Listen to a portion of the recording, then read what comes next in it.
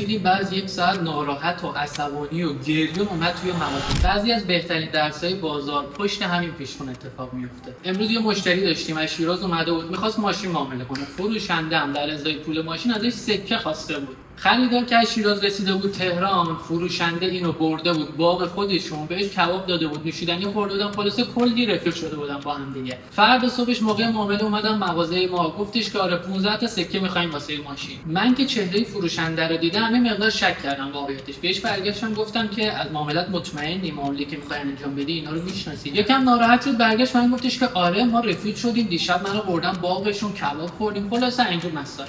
من که اینا رو شنیدم یه مقدار بیشتر شک کردم. بهش گفتم که مسئولیت هر اتفاقی با خودته، من سکه رو به تو میفروشم و به خودت تحویل میدم. خلاصه که ما فاکتور کردیم، سکه رو تحویلش دادیم، پول از حساب خودش اومد به حساب ما و کار تموم شد. دیدیم بعد یک ساعت ناراحت و عصبانی و گریون اومد توی مغازه. گفتیم که چی شد آقای فلانی؟ برگشت گفتش که رفتیم منظرخونه قولنامه کردیم، اومدم پایین جای یه پرشیه صفر یه پرشیه مدل 80 گذاشته بودن اون ور خیابون، به من گفتن اون ماشینته، تو اونو امضا کردی. دوستای عزیزم حتما توی معاملات ملک و ماشینی که انجام میدید این شرایط رو در نظر بگیرید که یه وقت شما دچار همچین ضرر چند صد میلیونی نشید.